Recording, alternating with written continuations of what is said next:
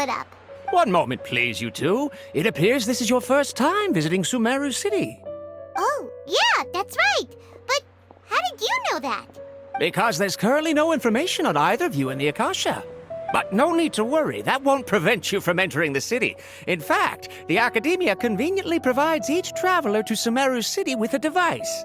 Perhaps you two have heard of the Akasha before. It's our beloved Greater Lord Rukkhadevata's lasting legacy, a treasure trove of collected knowledge. After centuries of tireless research on the Akasha, the Academia created one of its most ingenious inventions, the Akasha Terminal. As long as you are within Sumeru's borders, you may use an Akasha Terminal to connect directly to the Akasha and access any knowledge you need. I should mention that due to technical limitations, the operation of Akasha Terminals will be much smoother and more effective in large cities such as Sumeru City and Port Ormos. Oh, so this is the thing that Tainari was telling us about. It sounds pretty amazing. You two are quite fortunate. Until recently, it was standard practice to only issue Akasha Terminals to outlanders who spent an extended amount of time in Sumeru. However, this policy was recently changed, and now all travelers are issued one upon arrival. Here are your Akasha Terminals. Please handle them with care. It kinda looks like a leaf. To activate it, simply hold it in your hand and say the following phrase to yourself. May the mighty God bless us with their voice of wisdom. Oh, since this little doodad lets you access knowledge, maybe we can use it to find a way to meet Lesser Lord Kusanali. Let's give it a try. Ahem. May the mighty God bless us with their voice of wisdom.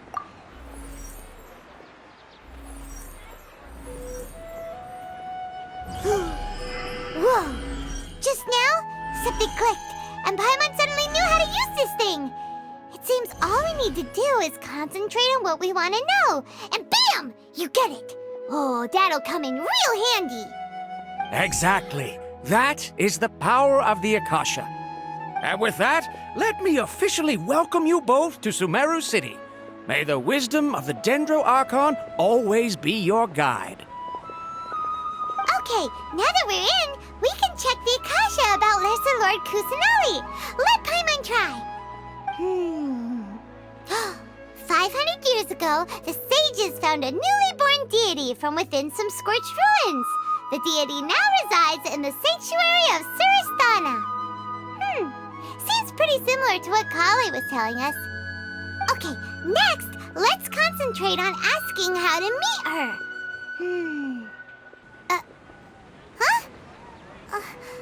Paimon doesn't sense anything. The Akasha didn't respond to Paimon's question. Oh, come on! Ugh. Focusing on this question feels like when you have something you're trying to remember and it's on the tip of your tongue, but you just can't think of it. Ugh, Paimon's brain is exhausted. Oh, smart idea. But what are you going to ask it?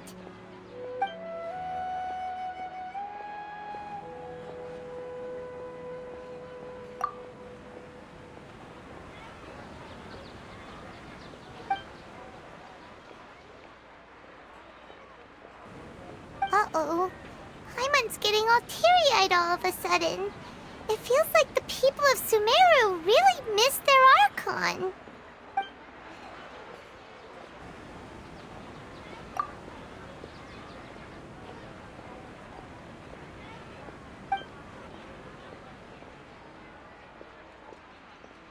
Huh.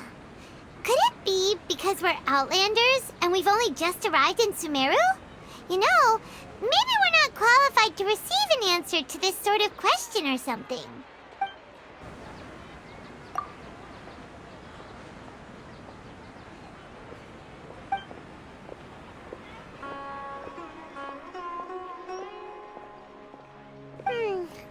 You too? Well, glad it's not just Paimon. Well, seems no matter which way we try, we can't find anything that'll lead us to Lesser Lord Kusanali. Guess our only choice now is to try meeting with the researcher that Tainari recommended. He's from Sumeru and even has a position in the Academia. Maybe he'll be able to access more info from the Akasha. Let's see.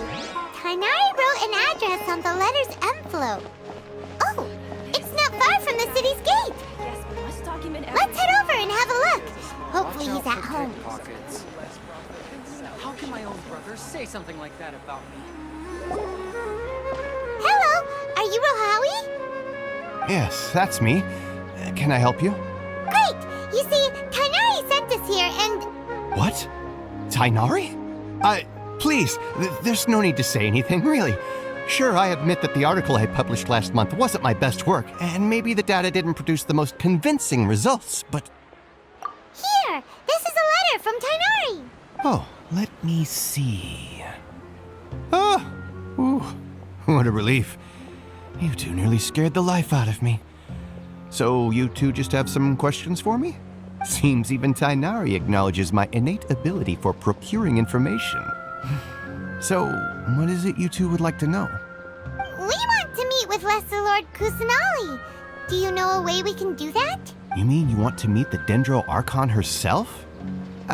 This isn't exactly my area of expertise, but let me see what I can find in the Akasha.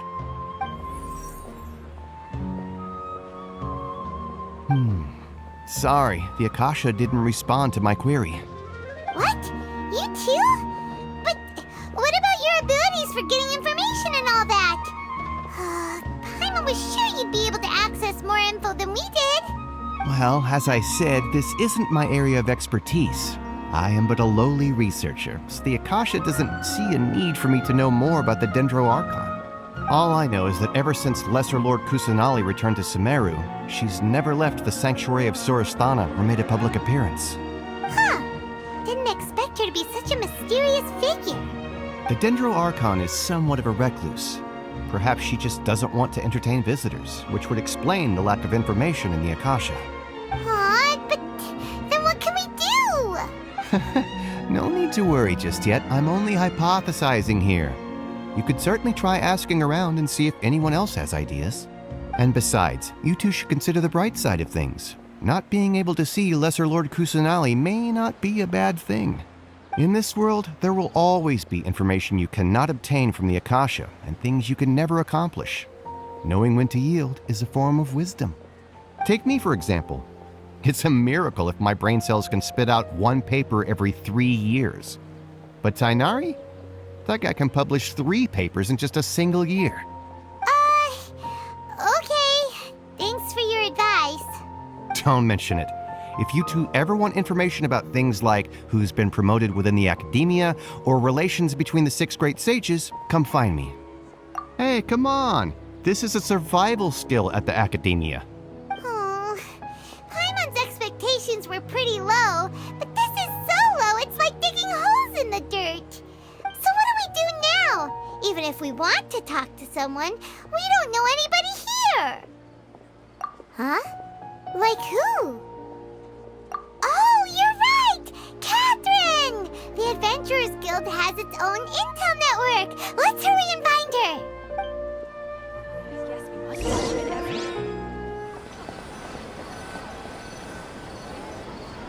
Ad Astra Abyssosk. Hello, Traveler and Paimon. Catherine, we need your help with something. Understood. The Adventurers Guild is always ready to serve you. With what do you require assistance? We want to meet with Lesser Lord Kusanali. Do you know a way we can do that? You two wish to meet with Sumeru's Archon. Understood. Please wait.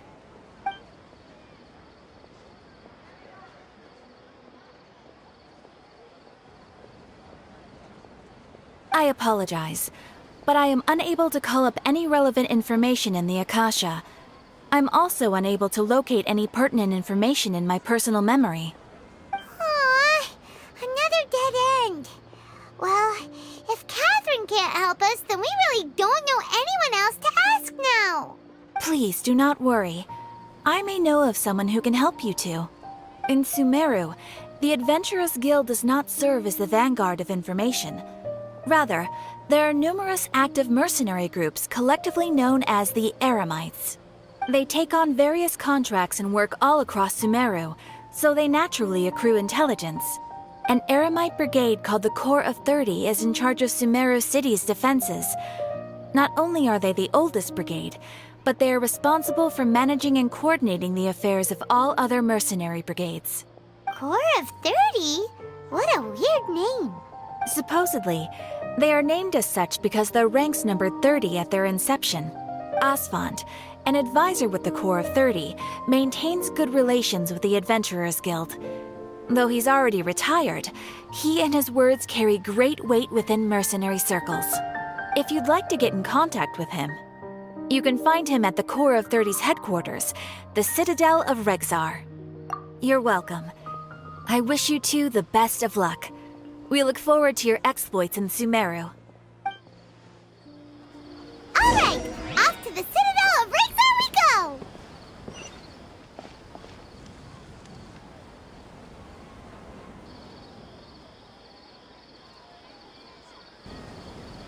Welcome. The Adventurers Guild told me to expect you two. It's nice to meet you, Asfand. We'd like to ask you about something.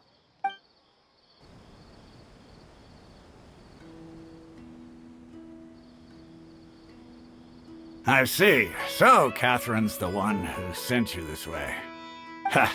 It's true that the Eremites' network is vast, but even I can't help you meet the Dendro Archon. Wait, seriously? That's it? Afraid so. The Eremites aren't terribly religious, so we don't know much about divinities. As far as the Akasha goes, we can access even less than you. We originally came from the desert. The gods there died off long ago. Since those days, we've used our own two hands to carve out a living. We don't beg gods for their aid. It isn't just us, though. If you ask me, I think most in Sumeru aren't interested in Lesser Lord Kusanali. Oh? Why's that? Just take the Academia, for example. They're the ones who truly rule Sumeru. Although they believe in gods, most of them only care for the late Greater Lord Rugudevada. In their eyes, she was the one who founded Sumeru and gifted us with the Akasha. Lesser Lord Kusanali just happened to inherit her legacy. Because of the Academia's influence, most citizens are more familiar with Greater Lord Rugudevada and hold her in greater esteem. Not to mention that Lesser Lord Kusanali never makes an appearance, and the Academia never announces anything about her. As far as the people of Sumeru are concerned, she's just a god that exists. And that's all. Really? Aw. After hearing all of that, Paimon sort of feels bad for Lesser Lord Kusanali. Ha! But who knows? We're all just guessing when it comes down to it. Besides, I'm sure the God of Wisdom doesn't worry about her reputation among people like us. All right. Well, thanks for the info, Asfand. No problem. Always happy to help out the Adventurers Guild. Eremites must...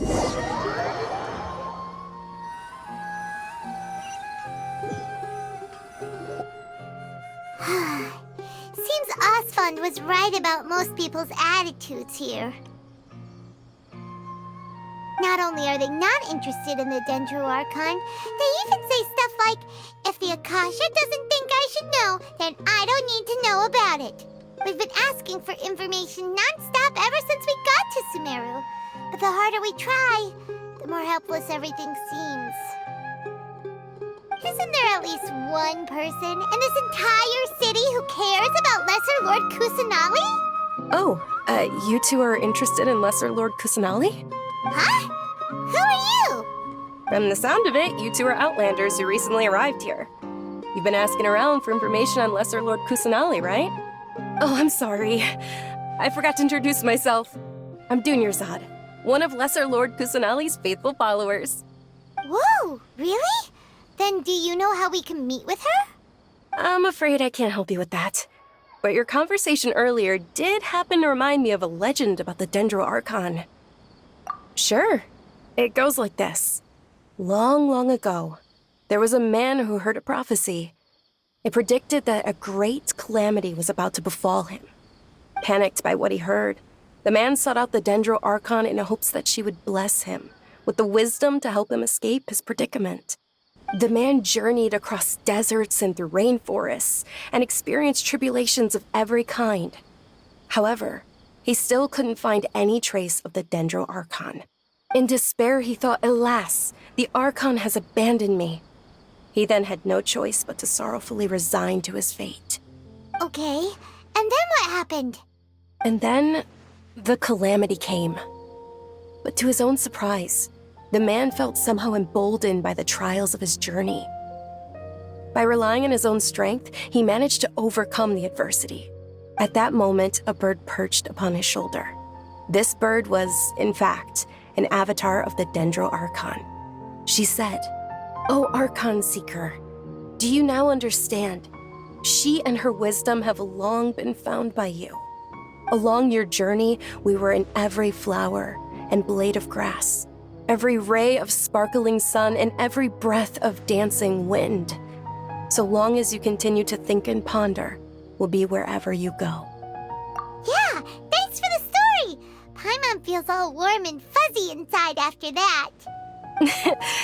In a way. It seems like this story is also one of the Dendro Archon's avatars. Dunyarzad, since you worship Lesser Lord Kusanali, can you tell us anything else about her? Of course. So did you two know that, I'm terribly sorry, but it seems something's come up now. Let's chat another day.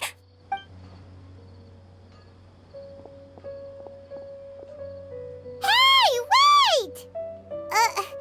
What the heck just happened? It looks like they're searching for someone. Dunyarzad was acting super nervous just now. You think they're looking for her? This stinks! We finally managed to find a lead about Lesser Lord Kusanali! We can't let them get in the way now! Let's see if we can get rid of them. Then we can catch up with Dunyarzad! Hey, have you two seen a brown-haired girl wearing a purple top and a long blue dress? We're looking for her. Did she have bandages wrapped around her wrists? Yes, that's her. Did you see which direction she went? Yeah, she went that way. Quick, after her!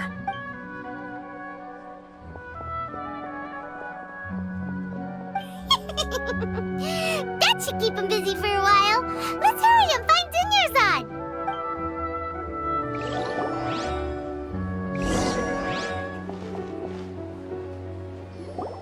There you are, Dunyarzad. We thought you might have been long gone by now.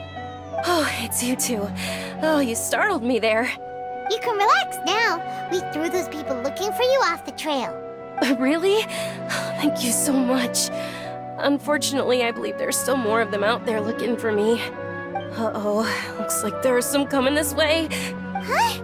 More of them?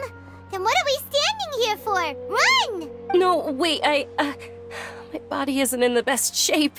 It's difficult for me to run. Okay, sounds good. There's a tavern on the other side of the port we can go to. They probably wouldn't expect me to hide in a place like that. All right, let's move out. Stay behind us. We'll keep an eye out for anyone looking for you.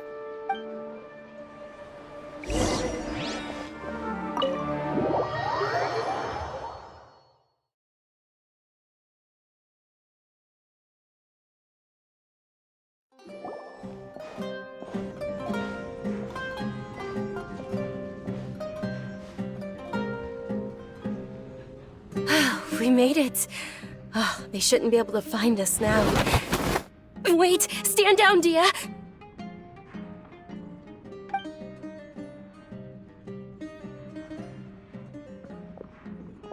My lady, who are these two?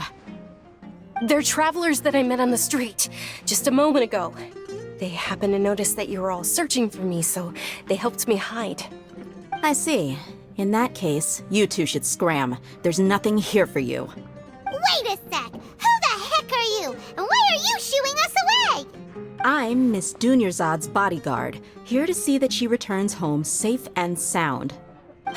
My lady, let's get going. You've been gone for so long that your parents are worrying themselves sick. And if I refuse to go with you? It'd be easier for the both of us if you cooperated. But if you insist on not going, then I'll have to carry you like a sack of potatoes. Hey! Dunyarzad already said she doesn't want to go back. Why are you still pushing her? Stay out of this. You don't understand the situation. Sorry, my lady. Even though I'm your bodyguard, your parents are my employers. I have to answer to them. How much? Wait, what? How much more do I have to pay you to become your employer? So you never listen to my parents ever again. Double? A triple? Give me some time and I'll get that much. My lady, this isn't about Mora. I don't know what you think of us Eremites, but let me say this. I like Mora, but I'll never go against my principles. That's why I'm here looking for you. Sure, it's an order from my employer, but my conscience was also telling me it's the right thing to do. And knowing your health, carelessly running around like this is gonna hurt ya. For the sake of those who love you, don't be stubborn. No, you're wrong. I'm aware of my limits and I know what I'm doing. Honestly, the only people being stubborn right now are my parents. And they know perfectly well that it makes no difference if I'm at home or not. They still won't accept reality. And every time I bring this up, they just change the subject. Dia, you've been living with us a long time already. This should be old news to you. Dia, I know it hasn't been easy for Mother and Father, and I'm grateful for everything they've done for me. But there's someone else in this world I'm also grateful to. Because she saved me. The love I have for her is the same I have for my parents. This is my life and my last chance. So I want to do something meaningful. My lady, are you sure what you're doing now is meaningful? Yes, I'm sure. At least, it is to me. Fine, I won't ask you to return home anymore. But let me make something very clear. I'm only doing this because I respect your determination, not because I agree with you. Thank you, Dia. Sorry for being so rude just now. My nerves were acting up. And I even brought up your payment in such an offensive way. Don't worry about it, my lady. I did say that I like Mora. Besides, that's our next topic of conversation. Today's little excursion caused such a ruckus that every single bodyguard at the estate was deployed. It wouldn't be easy to hide things from your old man. Since this definitely won't be your last escapade, here's a little tip. You should at least make it look like your room and things are still in order when you leave. Also, you'll need someone to cover you for when you're out and about. So, I'll let you hire me, my lady. This way, everyone wins. As for the pay, let's say half of what your father pays me. We can settle the bill when we return to the estate. Okay, deal. Yay! Looks like they've reached an understanding. I'm fine, really. I just feel a little tired now that things have calmed down. My lady, stop trying to look tough. We're already in a tavern, so let's rest up and grab some grub. I'm sorry for worrying you two. If you don't mind, I'd like for you to join us. Sure! After you rest up, we want to hear more about Lesser Lord Kusanali.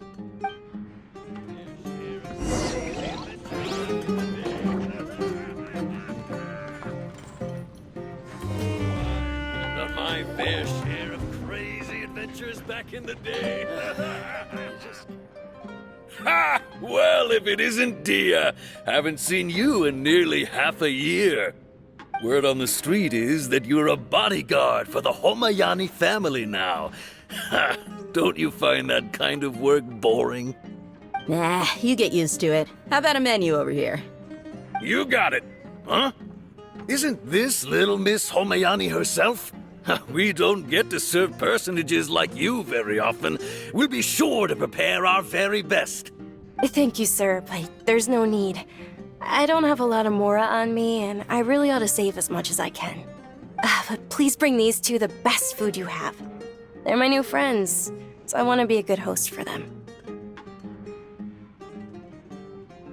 Yeah, we're already super grateful for everything you told us about Lesser Lord Kusanali. How about our coconut charcoal cakes? They're our signature snack, and they run cheap. Look, other customers over there are eating some now. They look kind of burnt and dry. Paimon will pass.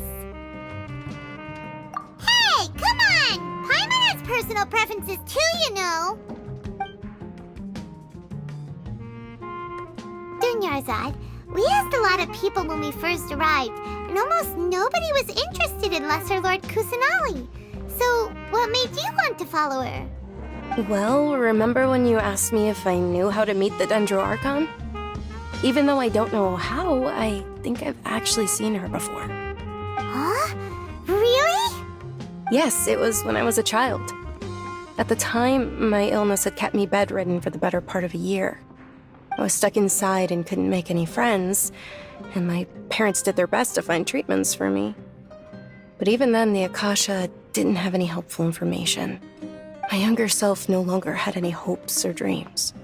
One flare-up was so bad that I was in a semi-conscious state for several days. Then one night, I woke up alone in my room. I was terrified. My body was paralyzed. Even if I cried, there was no sound. At that moment, an ethereal voice spoke in my mind. Dunyarzad, don't be scared. You don't have to cry.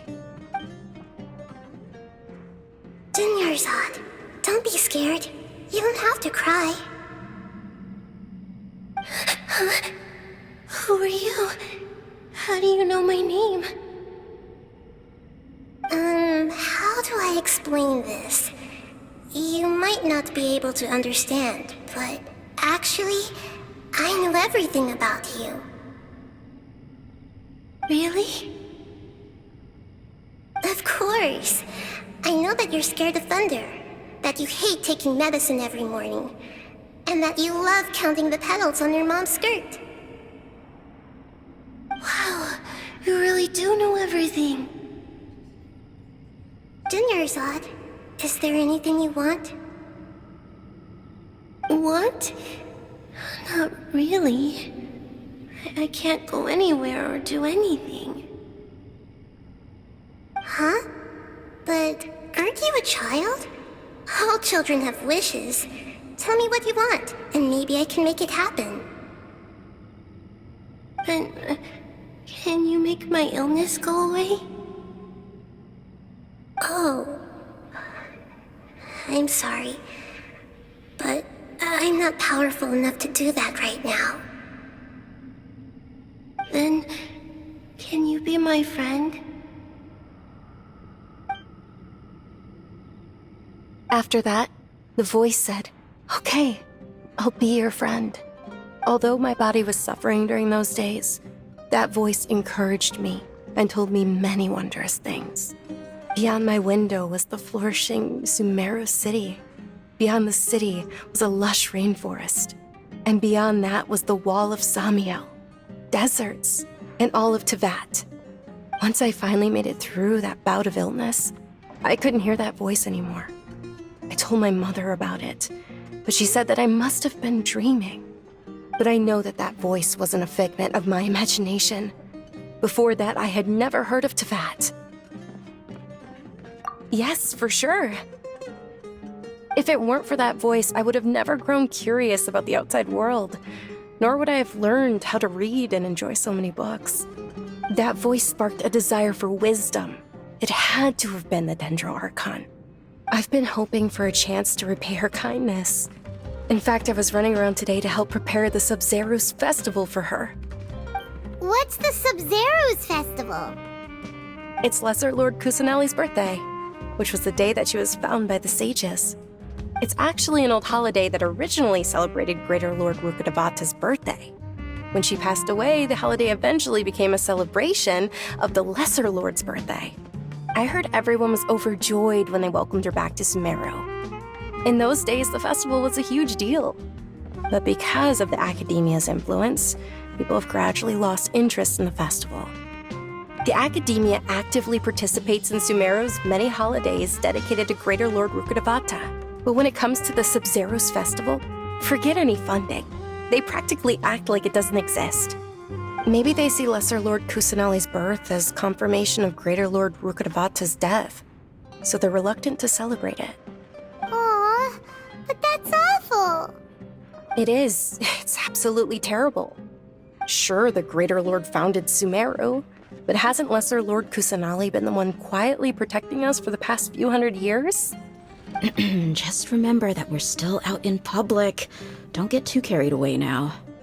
I know that people over by the Grand Bazaar still hold the Sub-Zero's festival to this day, but I hadn't met any of them before, so I was never able to contribute.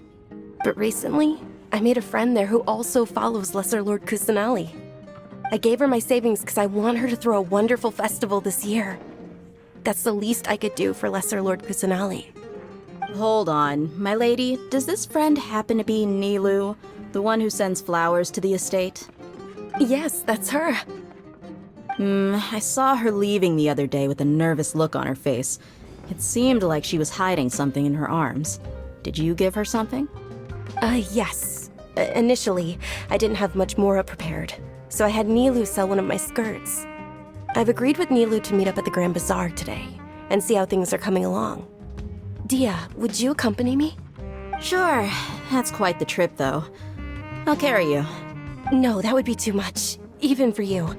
You might as well just accept the lift. If I let you walk, who knows how long it'll take us. And if anything happens to you, then I'd really never hear the end of it from your father. But of course.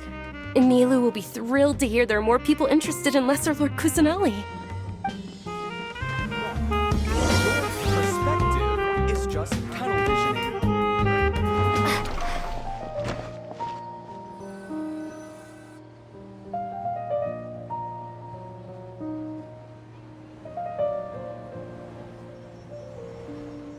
I've got great food and great. Sorry I'm late, Nilu.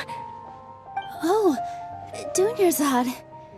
It was taking you so long that I assumed you got trapped at home, but you made it in the end. Uh-oh. But if Dia's here, that means you got caught, right? You could say that, but everything worked out. She's on our side now. Not completely. Oh, and who are these two? Oh, meet the Traveler and Paimon, my two newest friends. They're visitors who just arrived at Sumeru City and are looking for information on Lesser Lord Kusanali. So you're followers from another land? Oh, really? Well, that's okay. You're still invited to the Sub-Zero's festival. By the way, Dunyarzad, we've already started decorating the Grand Bazaar. It looks spectacular, thanks to your generous contribution. You're very welcome. It's the only thing I could do. Do you still have enough Mora? Probably? But don't sweat it. We've already finished renovating the stage. Come on, I'll show you.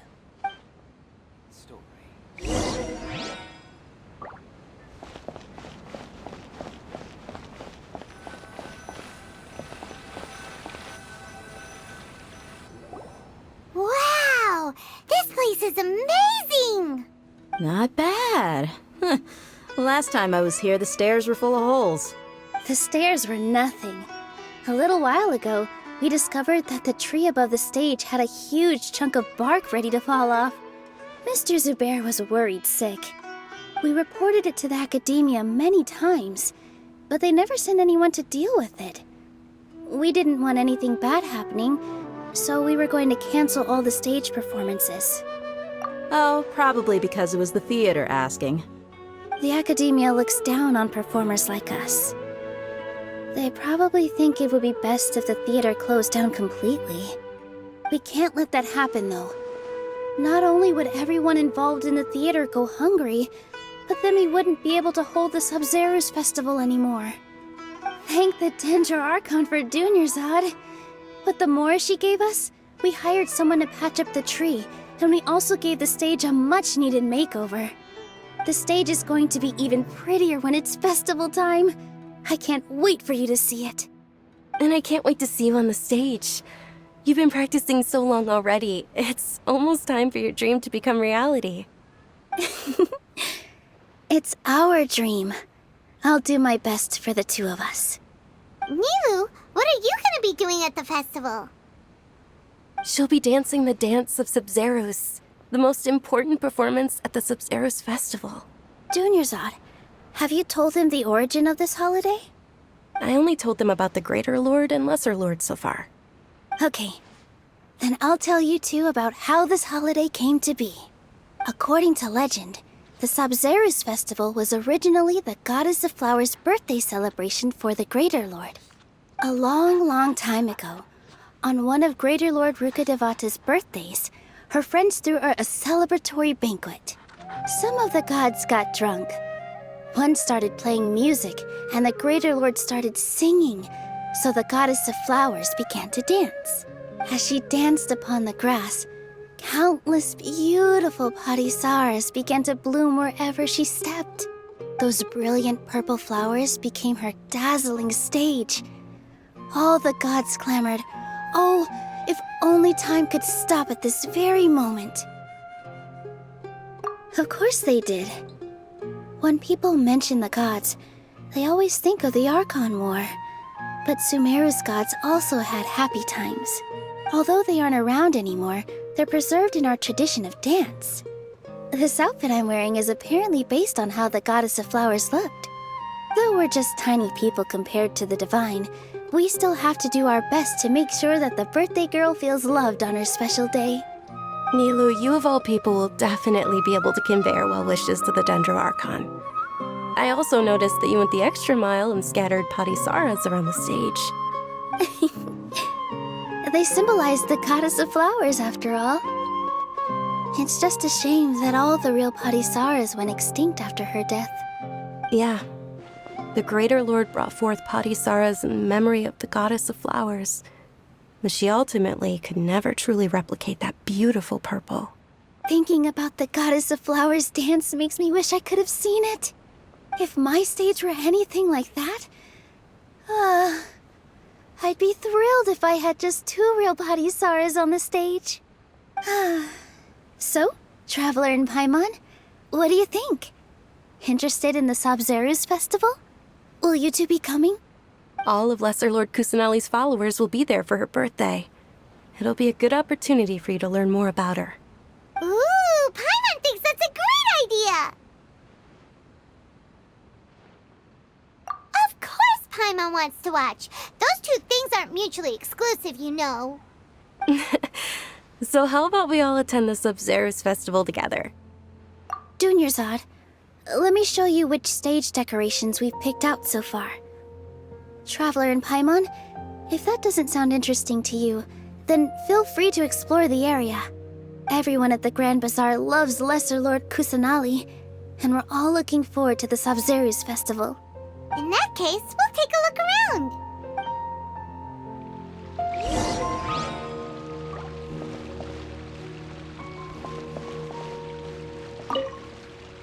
Huh. Revamping the stage for the festival couldn't have been easy, that's for sure. I bet this year's festival will be one to remember. I don't know much about the Grand Bazaar, but I do know that the residents here have a penchant for song and dance. 2 things that the academia doesn't particularly approve of. Oh, and the perfume sold around here is a lot better than what you'll find elsewhere. The fragrances are longer lasting and they're gentler on your skin and... I mean, that's what I've heard at least.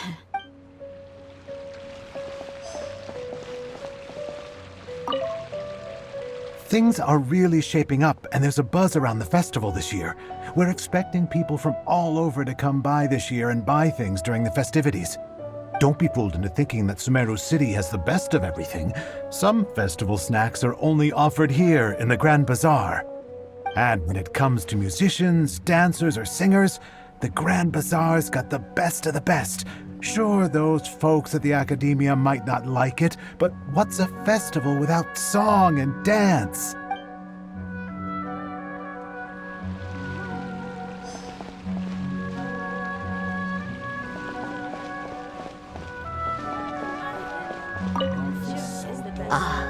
Dancing at the Sub-Zeros festival. You know, I also danced when I was younger. As a child, I even asked my grandmother why we performed the dance for the Lesser Lord when it was originally done to honor the Greater Lord. My grandmother said that Greater Lord Rukkhadevata is a beloved deity and honored by all. And Lesser Lord Kusanali is too. If the goddess of flowers ever knew Lesser Lord Kusanali, then she would certainly have wished to be her friend and hold celebrations for her too. The Sabzeruz festival has been losing its appeal over the years. That is, until a wealthy benefactor stepped in this year and brought the festival back to life. I heard she forked out a lot of mora to make it all happen. Shoots is the best stall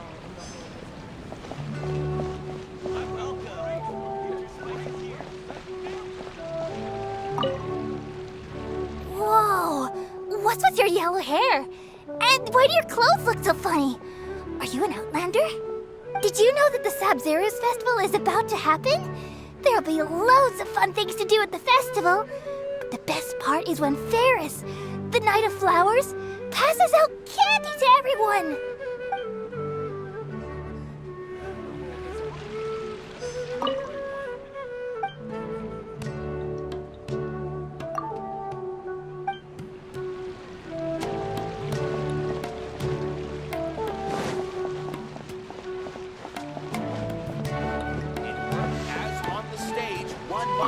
Milu, your outfit looks amazing.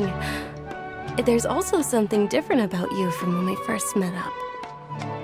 I thought I'd add a little extra pizzazz to my dress for the festival. See?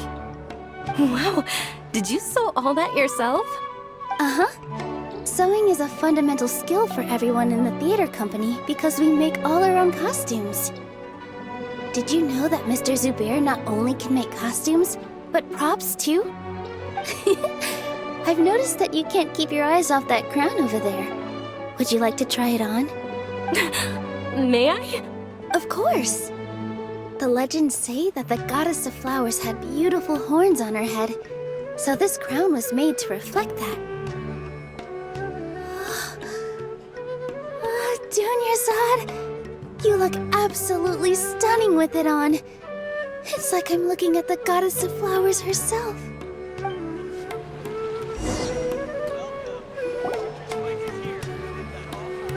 Hey! Is that who Paimon thinks it is? It looks like Catherine.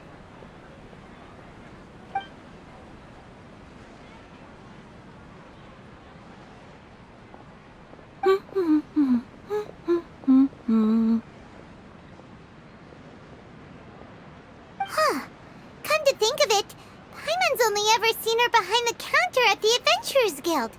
This is the first time we've ever seen her taking a break. Hey, Catherine! Huh? Oh, hey! It's the Traveler and Paimon! What's shaken? Whoa. Break time Catherine sure sounds a lot less formal than usual. Paimon was still waiting for her to say Ad Astra Abyssosque. Sure. Standing behind the counter at the Adventurers Guild doesn't require any complicated functions. But saying and doing the same old things over and over again can get pretty monotonous. Like watching the same Fontaine movie day after day. But take you two, for example. You travel across Tevat to enrich your lives and gain new experiences. Well, we enjoy traveling across Tevat and all that, but we're mainly looking for clues about her brother. Yes, you should keep searching. Sometimes the answers we're looking for aren't necessarily at our intended destination. Instead, they're found along the way. Huh. Haven't we heard someone say something pretty similar recently? Anyways, what brings you out here, Catherine? No, not particularly. I guess you could say that I'm loving the recent atmosphere here. If festivals bring happiness to everyone, then that's where their true value lies. Oh, it looks like it's about time for me to be heading back now. All right, we'll see you next time at the Oh, by the way, thanks for connecting us with the Eremites. We've already made some great friends in Sumeru City thanks to you. I'm sure you two will get along well with the people here. You've already been blessed by the element of Dendro after all. See you around.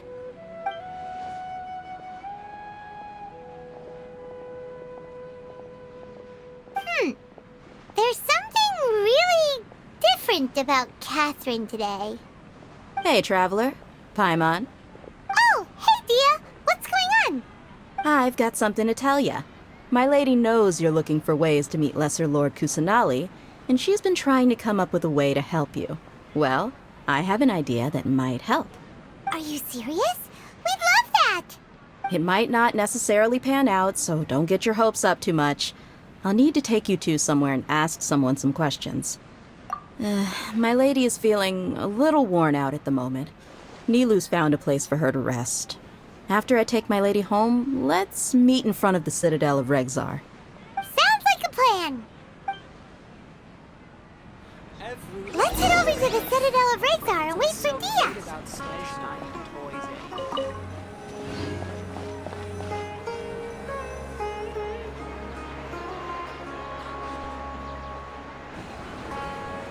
Sorry, I'm late. It took some convincing for the master and mistress to believe that Miss Dunyarzad was only sitting in the port for a while because she was in a bad mood. Anyway, I guess I should be thanking you. I haven't seen Miss Dunyarzad that happy in a long time. If it wasn't for you two, she probably would have been caught and dragged back much earlier. You sure sound a whole lot nicer than when we first met, Dia. Who would have thought you had such a soft spot for Dunyarzad? It's called being a professional. I'm a bodyguard, and I work for whoever's paying. Look, Dia's blushing. Listen, you two. I don't expect to be working for Miss Dunyarzad very long, but I hope to finish things on a positive note if possible. Let's cut the chit-chat and head into the Citadel. We'll see if the person I know has a way for you two to meet with the Lesser Lord.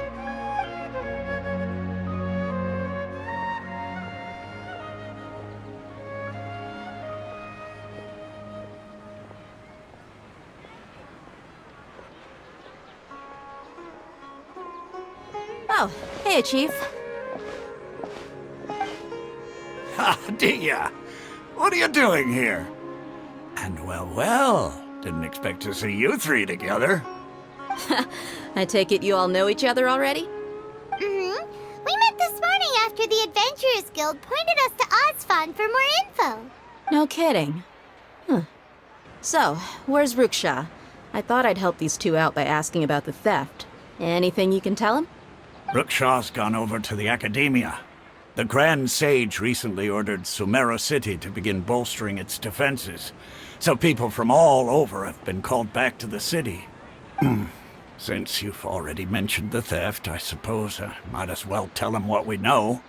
Appreciate it, Chief. Theft? Sorry, what the heck are you guys talking about? Just recently, the Academia lost something, and there's a chance the item is connected with the Dendro Archon. This case might just somehow help you in meeting her. I suppose that's one way to look at it. But if you ask me, the case is more about the Academia than anything else. Let me fill you in. The Academia recently sent a convoy to pick up an important package from Aru village. Word got out, and the convoy was robbed on its way back. The Grand Sage took the whole matter very seriously. Not only did he dispatch the Matra, but also enlisted our help in the search for leads. All we know so far is that whatever was stolen is currently in Port Ormos. You two have heard of Port Ormos, haven't you? It's the largest commercial port in all of Sumeru. You can travel there by leaving Sumeru City and heading south along the river. The Academia's grip isn't long enough to reach all the way to Port Ormos, so the city's a little more laid back, meaning the population's also a mixed bag. You never know who you'll meet there. Apparently what was lost has a great deal to do with the Akasha, knowledge, and even the gods. I'm afraid I don't have any other details for you, though. If you're interested, maybe you could head to Port Ormos and ask around yourselves. If you want my advice, Try introducing yourselves as students of the Academia once you're there. Are you serious, Chief? All the Academia students are in Sumeru City, you know. Why should they pretend to be students in Port Ormos? If you're also interested, just go there and see what happens. Count me out. I've got plenty of work to do here for the Homayani family. And take it from me, if you two really do decide to visit Port Ormos, you'd best watch your backs. Let's just say that the Eremites there aren't nearly as friendly as those here in Sumeru City. There are even some extremists who go around shouting slogans like, "Retake Sumeru for the Scarlet King." Word is that more and more are joining their movement. They're becoming a real headache for Chief and the others. You bet they are. The Scarlet King's been dead for thousands of years. Now they start spreading rumors of his return. Ridiculous. Not everyone's like you, Chief. Even the desert natives who abandoned their homes in the wilderness still wish to have a god of their own. Well, Traveler, that's about all the information we have for you. Thanks, Dia! And you too, Osfond! Since we've gathered all we could for the moment in Sumeru City, let's head to Port Ormos and see what we can find next. Miss Dunyarzad is looking forward to seeing you both at the Sub-Zerus Festival, so be sure to get yourselves back here in time for that. Good. Then we'll see you both at the Sub-Zerus Festival.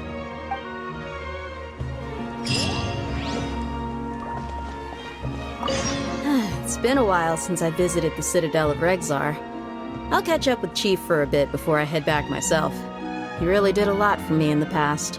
Remember, to get to Port Ormos, just follow the river south from Sumeru City's port. Just be sure to take care of yourselves out there. We'll meet again at the Sub-Zerus Festival. Ha! You two must really be something if you've got Dia the Flame Mane speaking on your behalf. The Corps of 30 isn't officially overseen by the Academia, but because we're hired mercs, there's still lots of sensitive intel that I can't reveal to you. In the end, when it comes down to it, the city's safety is both the Corps and Academia's top priority. I've told you all I can about what was stolen from the Academia. As for why you should pretend to be students in Port Ormos, I'll leave that for you to find out yourself.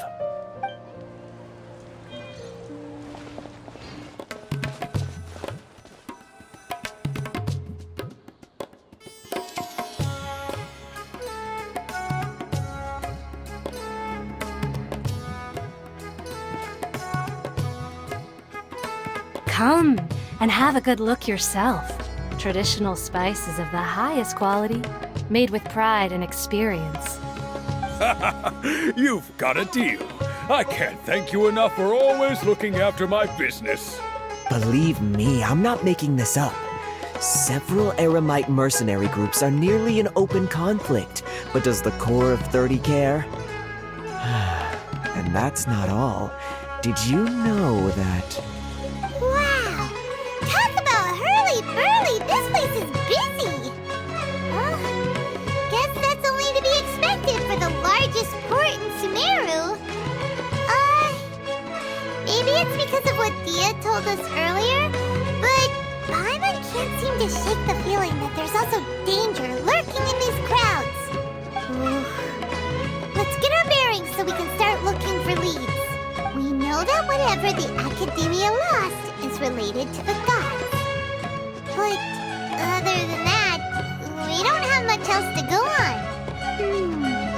Osfa told us to try posing as Academia students while asking around. Paimon checked the Akasha on the way here, and the Academia doesn't seem to have any research facilities in Port Ormos.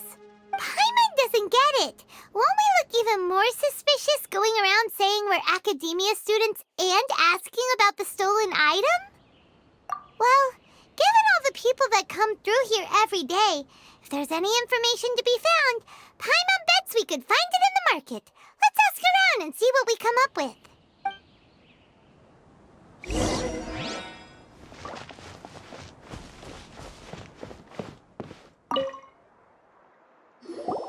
Welcome. Welcome. How can I help you two? Hi there. We would like to ask you a question. Do students from the Academia ever come to Port Ormos? Of course. Especially around this time of year. Students from Sumeru City that are about to graduate often come to Port Ormos to cut loose a little. Many people often talk about how hard it is to get accepted into the academia, let alone graduate. But those who finish their studies and go on to become full-time researchers at the academia have it even harder. Sure, we may not be Sumeru City, but Port Ormos offers beautiful scenery and a stress-free environment. Some even say it's good luck to come to Port Ormos, so students and researchers come flocking here when things get to be too much at the academia. Ah, you see over there? Those are students from the academia. They've been looking worried and miserable ever since they got here a few days ago. If you ask me, the life of a merchant is better. So long as the Akasha teaches us what we need, then life is good. Those students seem to be discussing something. Let's see if we can listen in.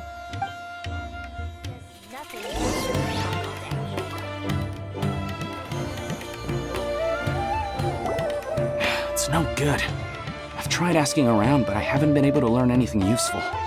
Not to mention that a bunch of scary-looking Eremite mercenaries have been posted along the streets now. There's been a lot of fighting between the different Eremite factions in Port Ormos. If we choose to move on our own, then it would be wise to steer clear of them. Especially the group that's constantly shouting some stuff about the Scarlet King and some resurrection. I've even heard that the Citadel of Regzar is starting to get fed up with them. What was that group called again? Ein something or other? They're called Ein El Ahmar. Today, I heard that the thing we're after might be in their possession at the moment. Wait, come again? Don't you see? Many of the Eremites in Port Ormos deal with trading this kind of thing. They're usually pretty wary of outsiders, but not so with students of the academia. It's because the kind of goods that students are looking for aren't the kind of goods that Eremites are after. As long as they know you're a student, then deals can be made. I've heard that Ein El Hakmar likes to set up shop at the Jafar Tavern. Supposedly, if you're willing to part with 500,000 mora, they'll give you info on anything. Wait, did you say 500,000? If information alone costs that much, then how could we ever afford to buy what we're looking for? I guess we might as well give up on trying to graduate this way. I wouldn't worry too much. Our field of research is very niche. Who else could possibly be after that kind of shady knowledge? I bet it's practically worthless to anyone aside from us. Oh, I guess that makes sense. Then the only thing left for us now is to find a way in. Why don't we all just pool our money together and pay for the information? Whoa! Did you hear that? A niche field of research and shady knowledge? It all sounds pretty suspicious to Paimon. Is knowledge something people just buy and sell like that? So, what's our plan? Wait, didn't you hear what they just said? Buying information is going to cost us 500,000 mora! Have you lost your mind? Oh, all right. Paimon never thought she'd agree to parting with that kind of mora. But if you know what you're doing, then we should give it a shot.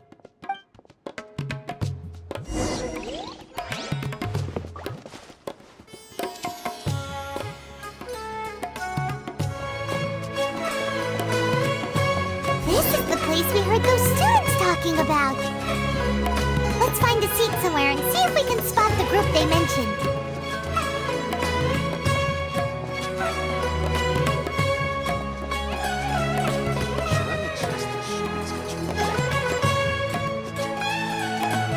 Oh, you've arrived.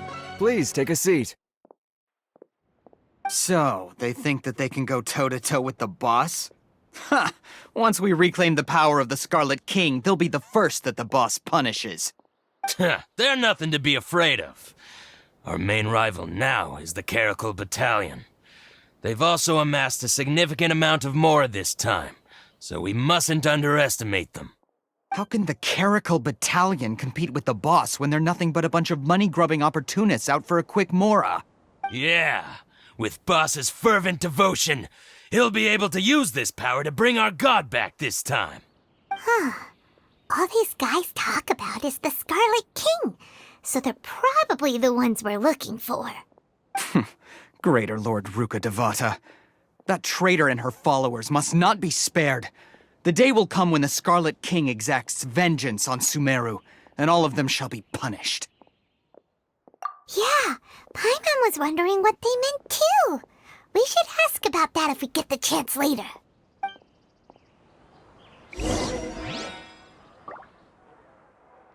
Welcome. Should I adjust the shipping schedule? Huh? Who are you? What do you want? A student?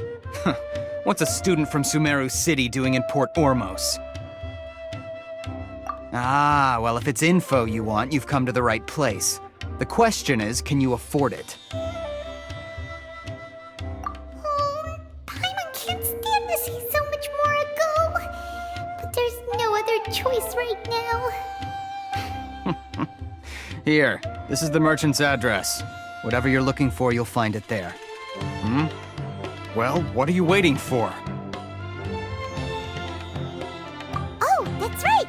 We heard you mention the Scarlet King just now. We're actually interested to know more because we're archaeology students! Fine. Since you've already handed over the Mora, I guess I can throw in a little extra info. As you can see, members of Ain al-Ahmar are devout believers of the Scarlet King. Years ago, the Scarlet King founded the great desert nation that was our homeland. It was an advanced civilization, far beyond anything you'll see in present-day Sumeru. The Scarlet King was the rightful god of wisdom, but he was betrayed by a companion he trusted. She even stripped him of his title, God of Wisdom. So, you mean the traitor was... Greater Lord Ruka Devata, yes. That shameless wretch destroyed the Scarlet King's civilization, and our ancestors were forced to flee to this land where we were made to suffer the tyranny of our enemies. Furthermore, she conspired with the Academia to cover up the truth of her actions, and create the merciful and benevolent facade for which she is now known. Ugh, just thinking about it sickens me. But the story doesn't end there, oh no. The Scarlet King isn't truly dead. The voice of the Oracle has been heard in the desert, prophesying his resurrection. Mark my words, our god shall return. And when that day comes, all followers of the traitor and all the desert dwellers who have forgotten their true god will suffer retribution together. If what I'm saying makes you shiver with fear, it might not be too late for you to become a believer of the Scarlet King. I don't have anything to say to you Academia people about that. I think this conversation has reached its end. Not just yet. This man is a fraud. Huh? You again? Deranged Academia lunatic. Yes, it's me again. I already warned you that if you weren't willing to sit and discuss things with me, I'd take measures to make things uncomfortable for you. Listen to me. That address he gave you is fake. Or at least, you won't find a merchant waiting for you there. This group has been boasting all around that they can provide information on a certain item as a means of luring people into their territory. Once you show up, they keep up the act until they have hard evidence that you want to purchase said item. Then they use that to squeeze you for all the more you're worth. Hey! Shut it, Al-Haytham! What are you playing at, trying to ruin our business like this, I told you the other day. I wish to discuss my terms with your boss. Ha! The boss made it perfectly clear that he won't negotiate with you. Yes, and in no uncertain terms. But that was then. It does not preclude him from changing his mind in the future. I'm warning you. Don't push us, or this could get ugly. We don't usually get rough with people from the Academia because it just complicates things. For a lunatic like you, though, we might just have to make an exception. If you're suggesting that we escalate this from a verbal exchange to a physical one, I accept. After all, even the Archons used war to negotiate the ownership of Teyvat. If, on the other hand, we can't agree on any means of negotiation at all, then I'm afraid my next course of action will sting a little more than the mere falling through of a few business deals. I will jeopardize the Eremite's reputation, which I know you value above all else. I'm quite confident that if I began to take such action, your boss would willingly approach me himself. However, I fear that by then, some things will have happened that cannot be undone. Also, a word of advice. I suggest you tell your boss exactly what happened here today. Otherwise, he might blame you for not telling him in the future. What did you say? Consider this. Have I ever failed to follow through on my word in the past? This guy is really out of his mind. Okay then. If you really have a death wish, let's meet a week from today. The pier in front of the Pharos Lighthouse, 4 o'clock in the afternoon, sharp. Don't expect us to hold back. Not so fast. First, you return the 500,000 mora to them.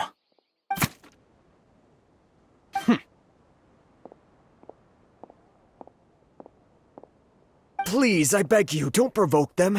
We can't afford any trouble with this crowd. They haven't even paid for their food yet. Ah, Mr. Iman. There appears to be fewer staff in the restaurant recently. This wouldn't happen to be because they're all busy spreading the word to the students, would it? Well... Someone who chooses to do business with a group like that really can't afford to get so flustered the instant someone confronts them about it. Consider the meal compensation for our silence. I'd say you're getting an excellent deal. Whoa, did you see that? He not only got us our Mora back, but sent the Amorites running too! Plus, he seems to know a lot about what's going on around here. Let's catch up with him and ask some questions! He went that way! After him!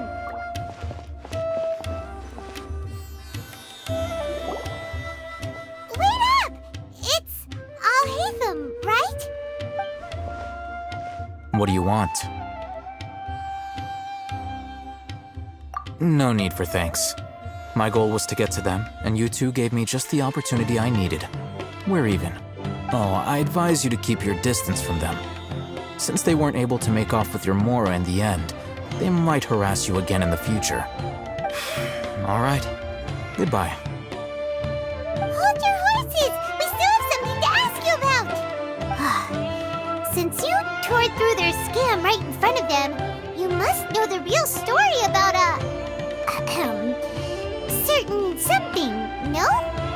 Who exactly are you two? And why are you inquiring about that? A student. Right. Look, you should know that those thugs conducting business with you had nothing to do with your lie.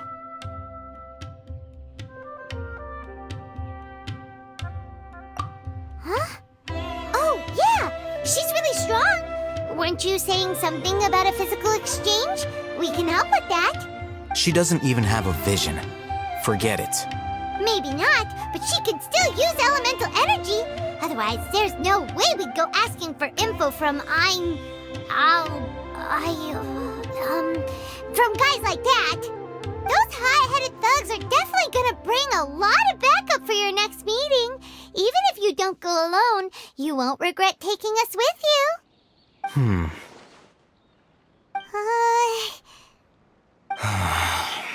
All right, I accept. Got a pen and paper? If you're searching for someone who sells that kind of merchandise, I'll give you one of their addresses, and you can try your luck. We'll reconvene at the appointed time by the pier. It doesn't matter if you show up or not. So, since you were happy to give us this merchant's information, does that mean you can tell us exactly what we're after? You were willing to part with 500,000 mora for something and you didn't even know what it was? Okay.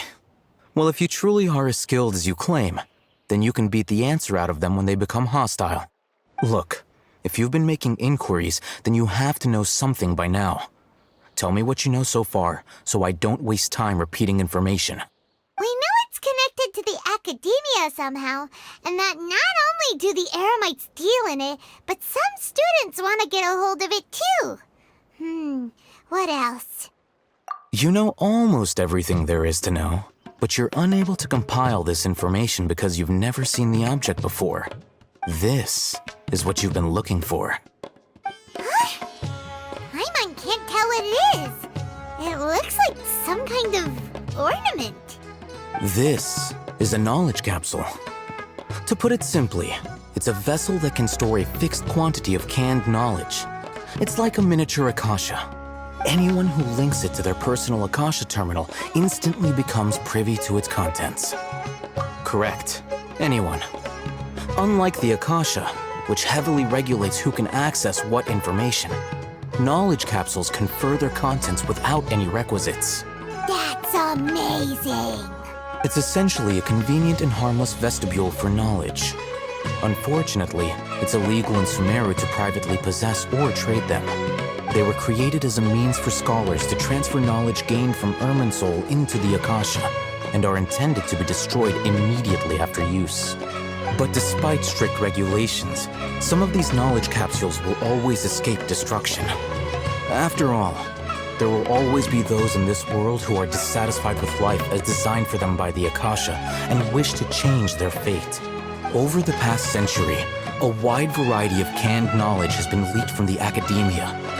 Now, in Port Ormos, the valuable ones are a means to Mora for the Eremites.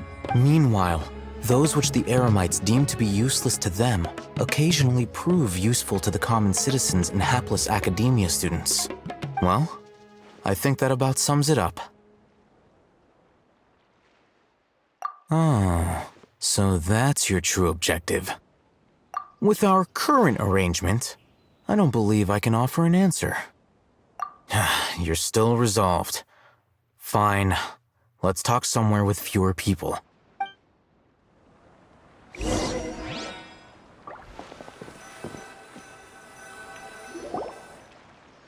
Let's continue our conversation here.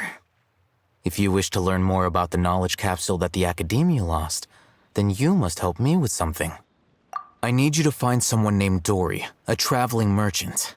Unlike the peddlers who hawk inferior knowledge capsules, she often has quality goods in stock. Some say that as long as there is profit to be made, there is nothing she won't dare to sell. She's guarded against people from the Academia because most of her wares don't comply with Academia regulations. I think she blacklisted me. I met with her informant, but it soon became clear that they had no intention of letting me get any further. Become one of Dory's customers and earn her trust. This is my condition for further collaboration. Why do you want us to meet with her?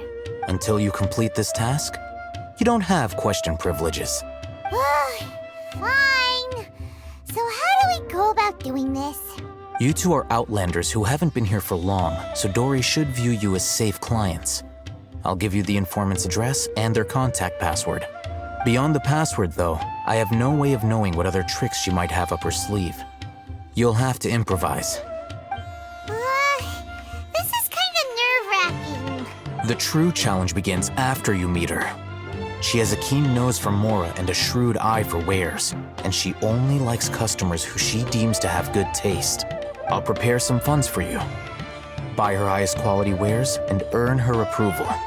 But we only just saw a knowledge capsule for the first time. We don't know how to tell which ones are good and which ones are bad. Is that something we can learn quickly? That's true. Have you two heard of elemental sight? Oh? That's a surprise. Guess I'll have to hold you in higher regard. Anyway, that ability should resolve your issue.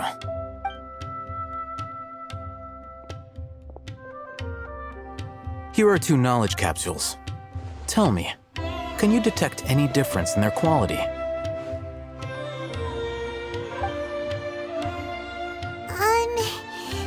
They look the same to Paimon. Try inspecting them with elemental sight. How'd it go? Did you see anything?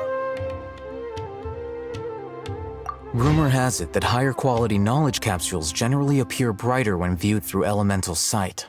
That's because knowledge originates from Irminsul, the root of Dendro power itself. The more powerful the knowledge, the richer it is in Dendro energy. However, some canned knowledge with a high concentration of elemental energy is of little use in contemporary times, so those capsules are of little value. Using elemental sight is merely a stopgap measure, but it should suffice for earning Dory's trust. That sounds pretty impressive. Here's a sheet with the informant's location and contact password, and here is the mora for purchasing canned knowledge. Don't be cheap. You'll need to spend to catch Dory's eye. If there's any mora left over, just keep it. Oh, and be sure to exercise some caution. There have been Matra present in Port Ormos lately. Your efforts will be for naught if they catch you. Matra? They belong to the Academia's regulatory body. They also handle cases of illegal canned knowledge transactions. Like I said, the Academia has banned both their trade and possession. The Matra are razor sharp. You're in for nothing good if they lock their sights onto you. If you two want to back out, now's the time. Okay, then we have a deal. If you succeed in your dealings with Dory, come find me at the Wikela Funduk. We'll have an open discussion then. Looking at what Al-Haytham wrote, Dory's informant is a traitor near Old Ormos. Let's follow these instructions and try to get in contact with him.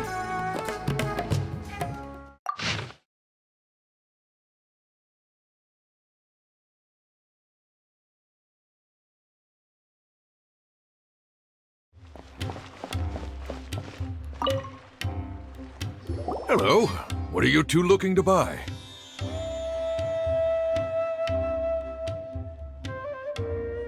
Wait, are you sure you're remembering that right?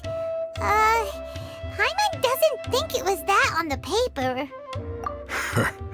What a unique palate. We have unripe hara fruits, but we usually keep them in the back. I'll have someone escort you.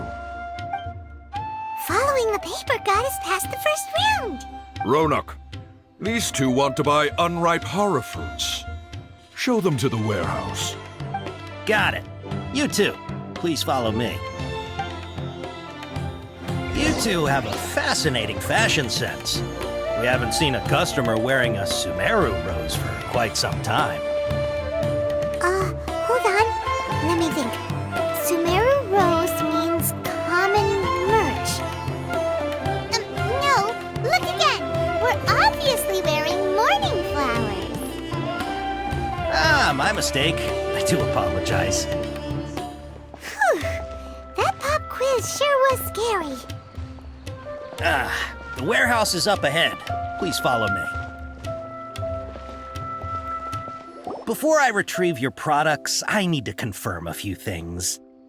Please forgive me, but we may not have sufficient stock for you today. Earlier, many of our hara fruits were taken by mice. Thanks. If better goods come in, you'll be the first to know. You look like you have some skill. Why don't I pick out some fruits that'll make you dizzy?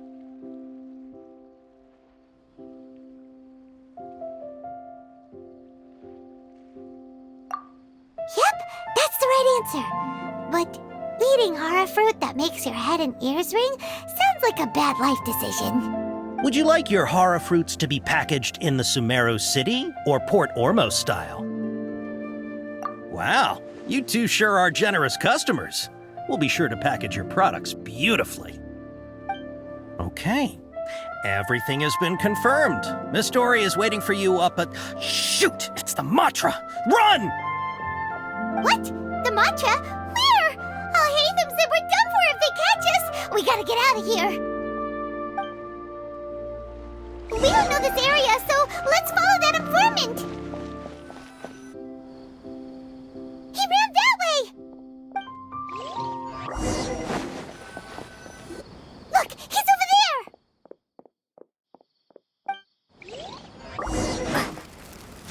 Hey, if you're hiding from the Rishbalan tiger, come this way. Another password. Huh? Oh, that voice came from behind the building on the right. Here, over here. You can stop running now.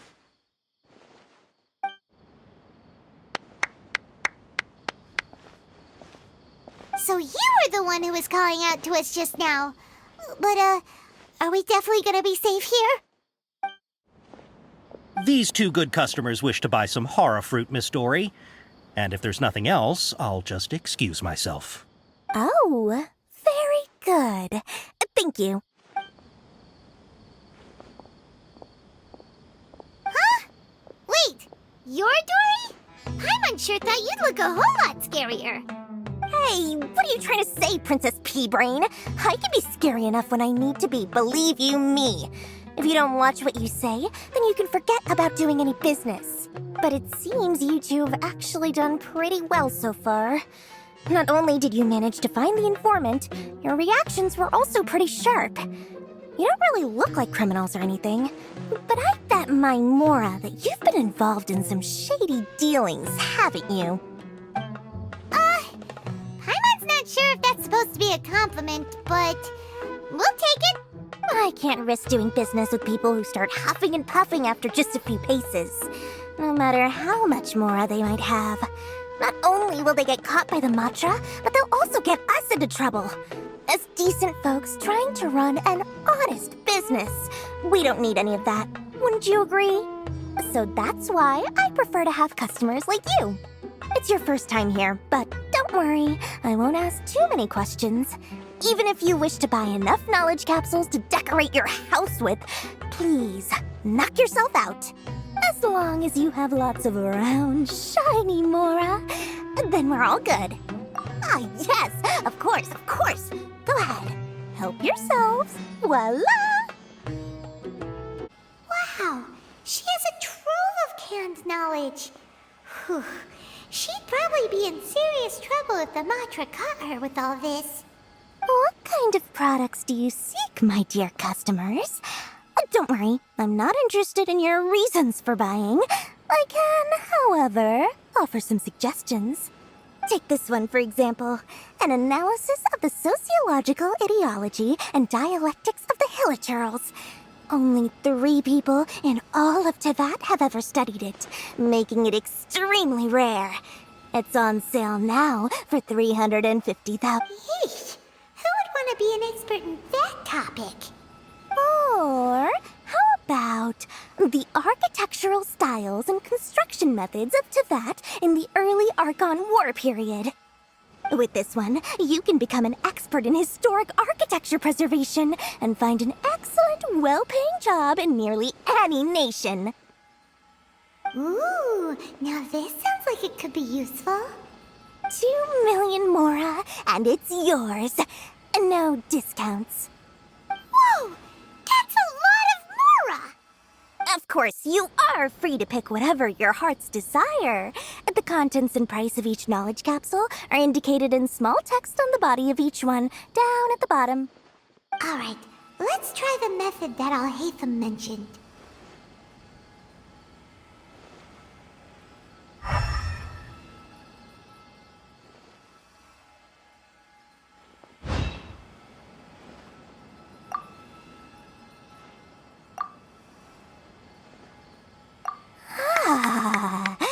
You've really got a good head on your shoulders, and quite the eye for quality. We'll take these, please and thank you. My oh my, you are blessed with a taste for both the exquisite and the extravagant. Customers like you are a rare breed. 1 in 100. No, 1 in 1,000 even. Listen, I have a special offer for you two. If you spend just 100,000 Mora more, you can pick any knowledge capsule of your choice up to a value of 1 million Mora. Say what now? Hey, did you hear that? Spend another 100K and we get a capsule worth a whole million! But all the canned knowledge we just bought is easily worth 500,000 Mora. If we spend just a little more, we can get something worth 1 million Mora. Isn't that a fantastic deal? Think about it. We've gone to all this trouble to get this canned knowledge. And so far, everything we bought belongs to Alhaitham. Aren't you even the least bit curious about how this whole canned knowledge thing works? We're talking instant knowledge here. Don't you want to try it yourself?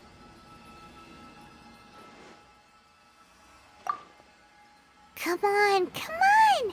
We still have around 100,000 of Alhaitham's Mora left, so let's put it to good use by finding something useful for you. Ahem. You've got a deal, Dory. We'd like to spend an extra 100,000 mora. Excellent! Then please, select from this fine collection of canned knowledge over here. Hold on a second. Paimon thought we could choose whatever we wanted. Why can't we choose the ones from over there? Oh, but my dear customer, the knowledge capsules over here are worth 1 million mora each. I'm sure discerning customers like yourselves will be able to find something to your liking. Please, take your time. Uh-oh, Paimon has a bad feeling about this. Let's use Elemental Sight again to check these.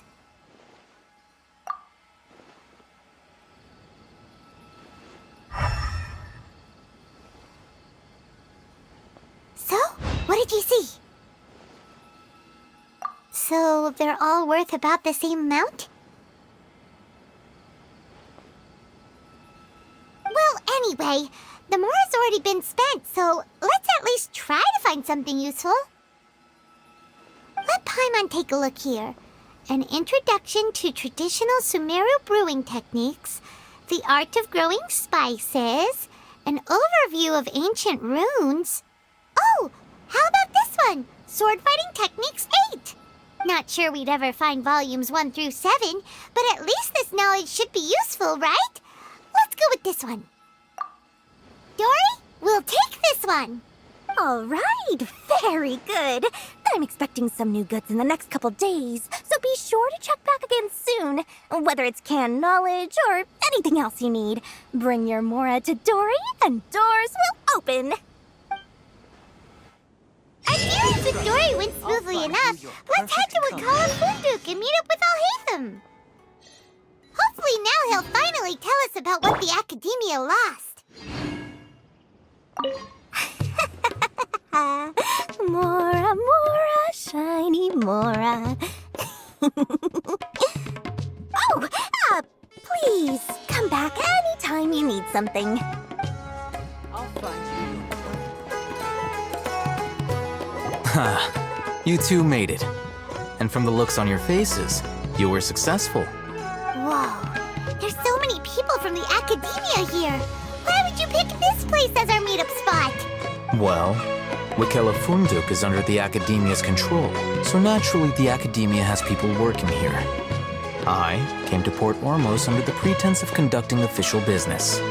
You're a pretty daring guy. Relax.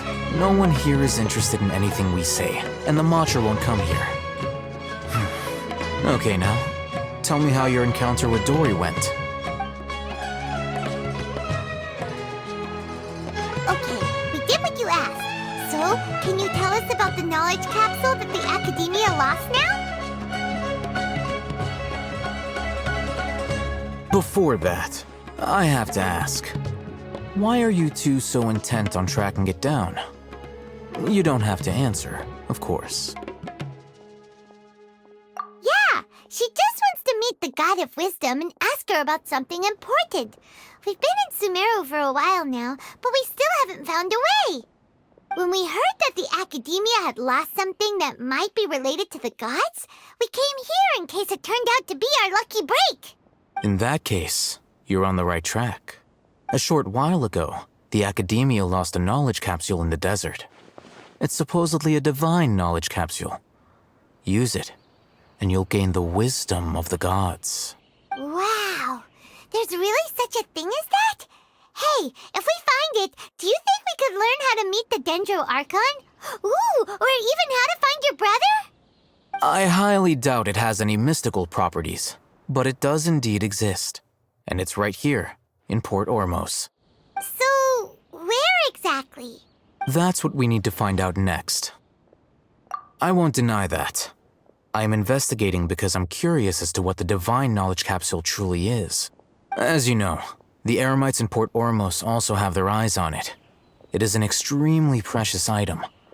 The knowledge contained within may bring great power or wealth to whoever has it in their possession. Several brigades have been vying for ownership of it as of late, but there is still no victor. My personal finances and connections cannot compete with those of the Eremites. After attempting various methods, I finally managed to reach a tentative agreement with several brigades. I agreed to forego ownership of the Divine Knowledge Capsule in exchange for the opportunity to study it. After all, there's no harm in understanding what it is. However, there are those who are less amenable to negotiation, such as those from Ain al-Ahmar. They adamantly believe that the Divine Knowledge Capsule contains the Scarlet King's power, and that he will return to this world when they obtain it. They refuse to let anyone from the Academia tarnish their deity's soul. So you kept hounding them because they refused to cooperate with you? Yes. Ain al-Ahmar isn't exactly wealthy, but its members are determined to get that capsule by any means necessary. To that end, they've resorted to many methods more foul than fair in order to amass sufficient funds. So, I've been sabotaging their business to force them into negotiating with me. The Divine Knowledge Capsule should be up for a secret auction within the next few days. Each brigade will place their own bid, and the prize will be covertly given to the winner. To ensure the capsule's security and to evade the Matra's notice, the winning brigade will not publicly disclose their victory. Unless I know whose hands the Divine Knowledge Capsule ends up in, my agreements with them will fall through.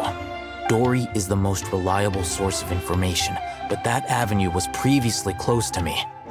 With you on board now, the situation is different. In other words, you wanted us to befriend Dory so you could find out where the Divine Knowledge Capsule is. Yes, you can say that. But this arrangement harms none of us. The day after tomorrow, go back to Dory and try to purchase information on the Divine Knowledge Capsule's whereabouts. If she has no information, wait 2 days and approach her again. If I get the opportunity to study the Divine Knowledge Capsule, I will relay my findings to you. Will that suffice as compensation? Okay, then we'll meet up in 2 days. Alhaitham, before you go, we actually bought a knowledge capsule for ourselves, but we're not sure how to use it. You two want to try using a knowledge capsule? Sure, I can teach you. Doing so right under the Academia's nose is a bit problematic, though. What do you say we head to the outskirts of town?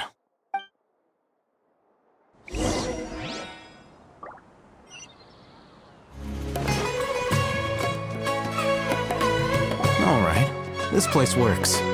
Show me the capsule you purchased. Here. Sword Fighting Techniques 8. A combat class knowledge capsule. This class is something of a rare find these days, since most have been taken by the Eremites to augment their battle capabilities. Really? Ah, yeah, what a great buy! If you want to determine the efficacy of this capsule, I can evaluate your combat ability. However, effects will likely be minimal if you already possess a high amount of strength. We can conduct a controlled experiment where you fight 2 battles, one before using this knowledge capsule and one after. While you fight, we can use an Akasha terminal to monitor your various physical parameters. There may be variances in your physical strength between the 2 tests, as well as a disparity in your opponent's abilities. But don't worry, I'll run statistical analyses afterward to mitigate any confounding effects. Wow! Alhaitham! You must have been one of those guys at the Academia who got top grades on everything. Paimon's curious about something, though. You definitely weren't one of those students who needed canned knowledge to graduate from the Academia, right? So why are you risking getting caught by the Matra for this capsule? When you are unable to understand a researcher's actions, most cases can be attributed to curiosity. This is but one theory. Sounds like you're trying to avoid the question. All right, let's begin the test. Just fight as you normally do.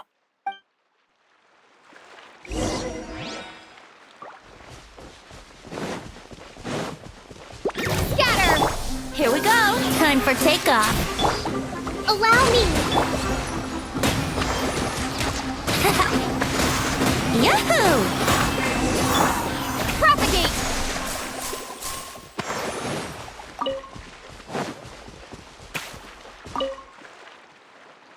All right. I'll link your Akasha terminal to record data. The next step is to use this knowledge capsule. Hold it in your hand. I'll help you establish a connection with it so you can activate its power.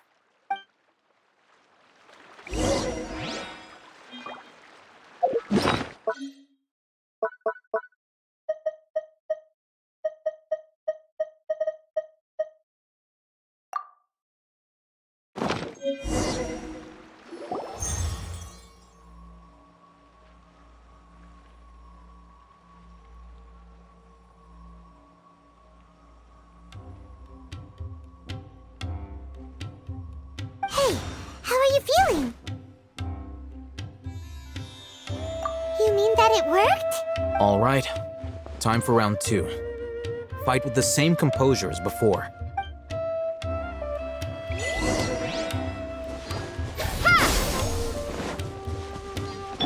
Brace yourself. Think you can get away? Scatter! Hold the line!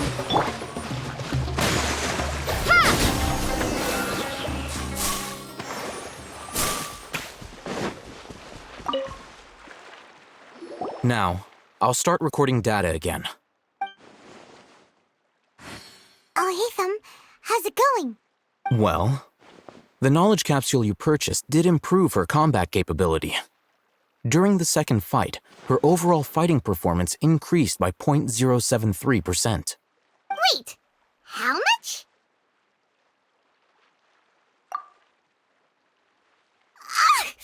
Dory's such a jerk! She totally scammed us! 1 million Mora? This thing isn't worth a tenth of that amount!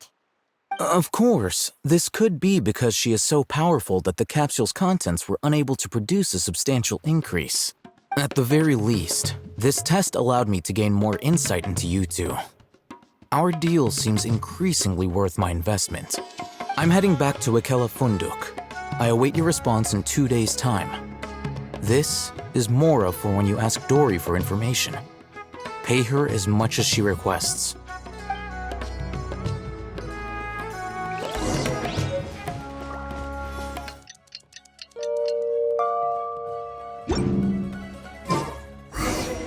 Let's see Dory today and ask her about where the Divine Knowledge Capsule is.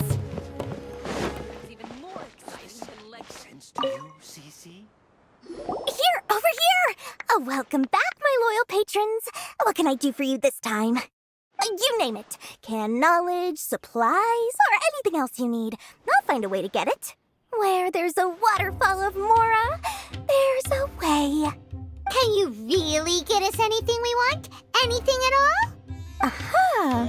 So it appears that canned knowledge alone is no longer sufficient for your opulent appetite. Then please oblige me. Tell me what you have in mind. Oh! I knew customers with pockets as deep as yours would undoubtedly crave something more profound than ordinary canned knowledge. But you know, that kind of information isn't going to be cheap. After all, I had to work really hard to weasel my way into the auction site. Not to mention that if anyone found out that I was the leaker, I would be in big trouble. But how can we be sure your information is accurate? Paimon's curious how you just happen to have this kind of info the moment we need it. Because to me, anything of value is what I consider to be my supply. Therefore, I must always be aware of what's hot on the market in order to secure more sales. As for the information's authenticity, well, you've no need to worry about that. I used a camera to take a picture of the transaction. That way, no one can dispute it. It's always a pleasure doing business with such sterling patrons. Now that you've paid in full, here's the scoop. The Divine Knowledge Capsule was purchased yesterday by a certain Misery, the leader of Ain el-Ahmar. Ain el-Ahmar? You mean the Eremites who worship the Scarlet King?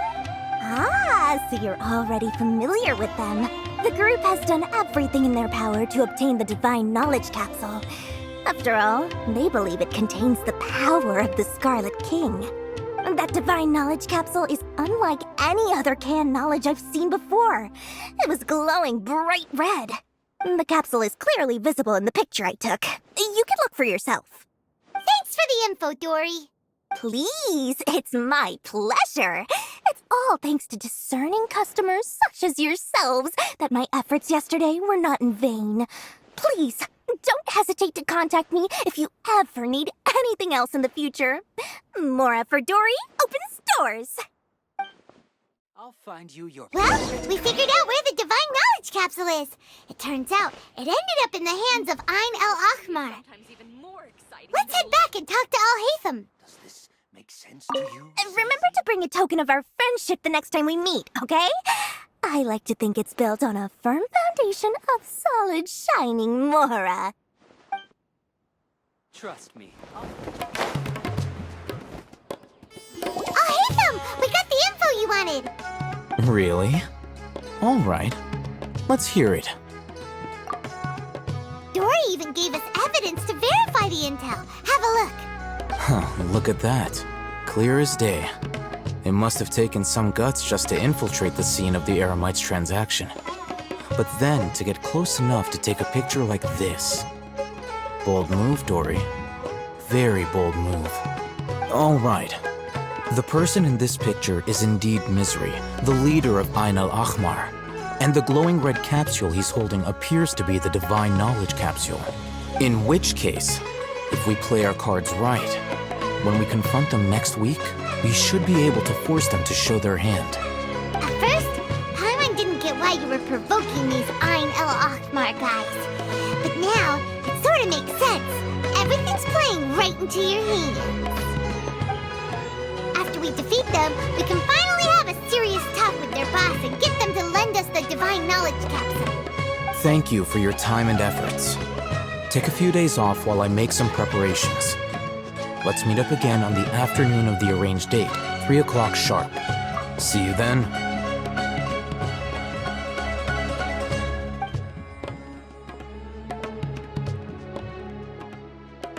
Al-Haytham sure is taking his time. Where could he be? Oh, there he is. Sorry to keep you waiting. Let's head to the pier in front of Pharos Lighthouse. Yep, let's go.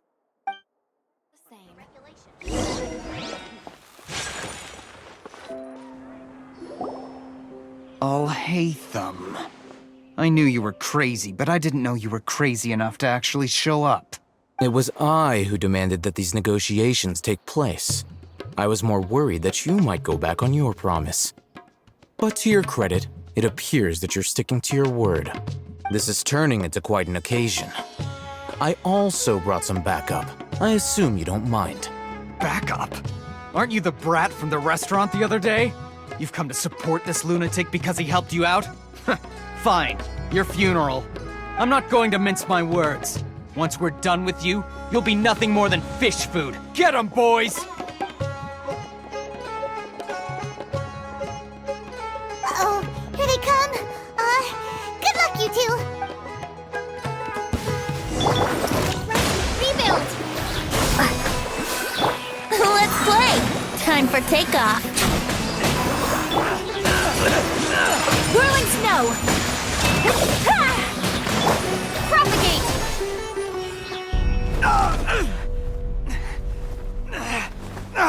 Academia scum!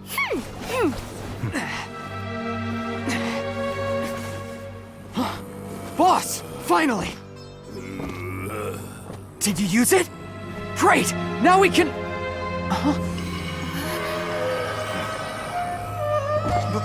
Boss? Boss!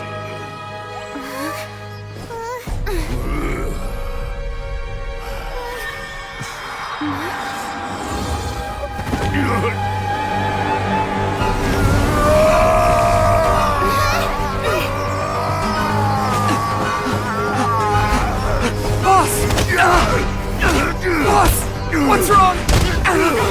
What happened to him? We have to cut his Akasha connection, now.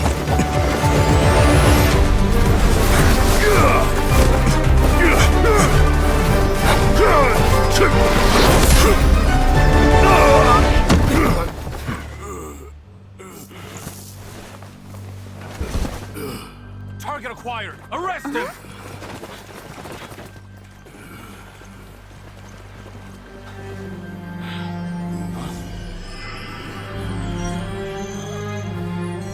Do not impede our work. Is that understood, Al-Haytham? Of course. I was only trying to help. Take him away!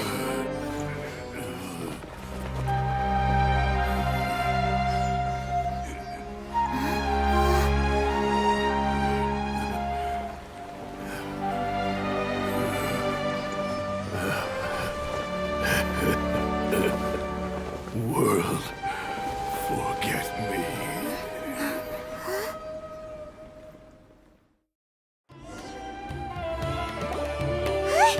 What in Tibet just happened? It's like that big guy suddenly lost his mind. It looks like he used the Divine Knowledge Capsule. You mean the Divine Knowledge Capsule did that to him? Oh, yeah. You mean how some researchers go insane after getting knowledge from Irminsul? I've heard of numerous incidents of researchers in Satyavada life going insane. The state that man is now in suggests that this is a similar situation. This Divine Knowledge Capsule does appear to be linked to the gods, but beyond that, it doesn't seem anything like the rumors suggest. Possessing it doesn't grant you divine wisdom or power. Did you hear what he said? World, forget me. What could that possibly mean? If the mantra took him away, then that means the Academia got the Divine Knowledge Capsule back too. What a shame. We were so close. Still, Paimon didn't expect the Divine Knowledge Capsule would be so dangerous. Imagine if we tried to open it. Oh, who knows what would have happened to us? As things stand, there is no reason for me to remain in Port Ormos. I believe our collaboration has also reached its end. Oh, we were so busy trying to find the Divine Knowledge Capsule that Paimon forgot to ask you something. Since you're a member of the Academia, do you have any idea how we can go about meeting Lesser Lord Kusanali? Truthfully, I don't. Lesser Lord Kusanali appears to exist outside of Sumeru's entire administration. Most of the time, you wouldn't know she exists at all.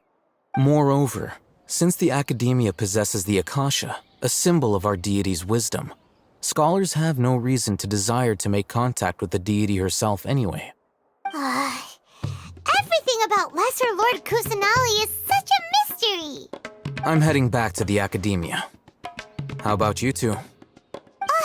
It's almost the day of the Sub-Zeros Festival. Maybe we should head back too. We've been rushed off our feet over the past few days, so maybe a little rest and relaxation will do us good. Then we'll part ways here, Al-Haytham, until we meet again.